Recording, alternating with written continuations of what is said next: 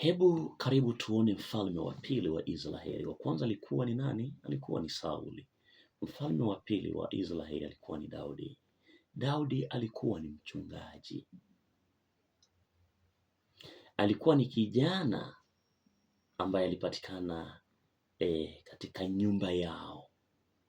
Kijana mdogo aliyekuwa katika familia yake, lakini kama mchungaji alikuwa akiwalinda kondoo, kitu ambacho mkubwa Yesu atafanya.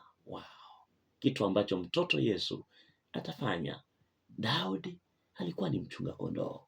Sasa hapa tunaona mtoto pia atakayezaliwa anayeitwa mtoto Yesu, kazi ambayo pia atafanya ya kuchunga kondoo. Kwa kufuata maelekezo ya Mungu, Samueli akamchagua Daudi kuwa mfalme mpya. Aliyekuwa mfalme wa kwanza, aliyehitajika, aliyeombwa na watu, alikuwa ni Sauli. Sauli akafanya makosa, dhambi, Mungu akamtapika. Hukumu alizozifanya kwa ajili ya watu wa Mungu, basi zikamletea madhara ya kujinyonga. Alipojinyonga baada ya kuanza kupiga mtoto Daudi, basi Daudi akatawazwa kuwa mfalme na muamuzi na nabii Samuel. Pia tunaambiwa kwamba Mungu alimchagua Daudi kwa sababu Mungu haangalii muonekano. Tunasema kwamba Daudi alikuwa ni mtoto mdogo sana katika familia yake.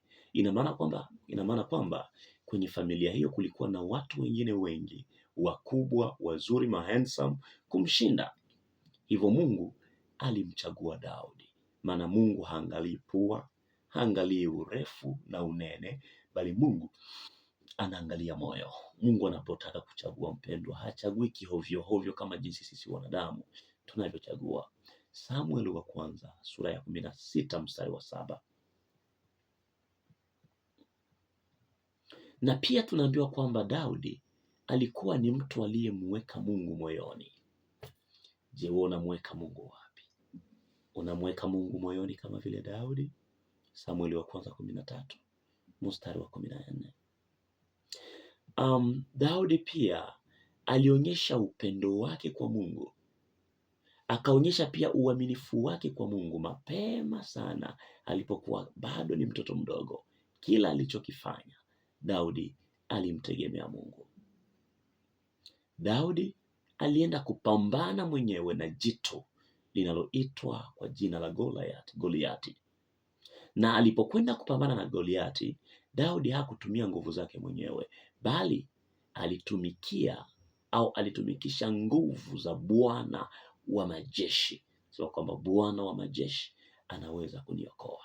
Nawe pia tegemea kwamba Bwana wa majeshi anaweza kukuokoa. Bwana Yesu asifiwe sana, mtumishi wa Mungu.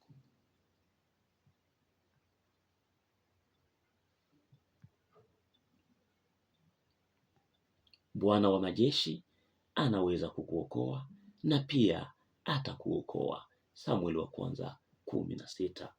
Ushindi wa Daudi dhidi ya Goliath ni picha inayoonyesha ushindi wa Bwana Yesu Kristo dhidi ya dhambi. Na hili kweli linalinganishwa vizuri sana.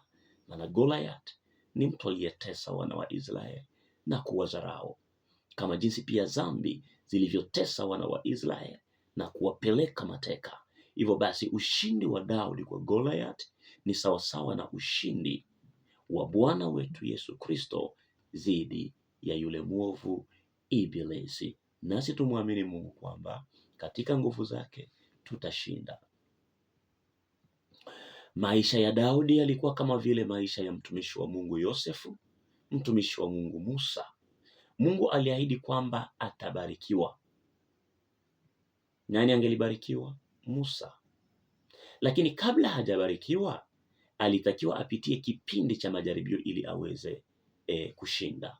Unajua wakati mwingine ili Mungu atubariki, anatupitisha kwanza kwenye matatizo. Anatupitisha kwanza kwenye mitihani. Tunaposhinda hayo matatizo, hapo ndipo Mungu anatubariki. Yosefu alikuwa na miaka 8 na alipitia katika kipindi cha majaribu kwa muda wa miaka 12 kabla ya kuokolewa. Imagine, mtoto wa miaka 18, miaka 8 anaanza kujaribiwa. Miaka 12 ya majaribu, miaka 12 akijaribiwa, ili Mungu aone ikiwa huyu mtu kweli atanifaa au namna gani. Kwa hiyo kujaribiwa kwangu na mimi, matatizo yangu na mimi, shida zako na wewe, zisikufanye utoke karibu na Mungu. Musa alikuwa na miaka 40 katika jangwa kabla ya kuanza kazi ya Mungu. Musa alikuwa na miaka 10. Jangwani tu anamaliza miaka 10. Daudi alikuwa na miaka 18 wakati Samueli alipomtia mafuta, na alikuwa na miaka 30 alipotawazwa kuwa mfalme. Yani hapa inatuonyesha kwamba Daudi alitawazwa na hana nchi ya kutawala. Akiwa na miaka 18 alitawazwa. Ilipofika miaka 13 ndo alikuwa mfalme. Ina maana kwamba alisubiria miaka mingapi? Miaka 12. Mimi ni president, lakini après 12 ans hapo ndo nakuwa president wa nchi. Wow.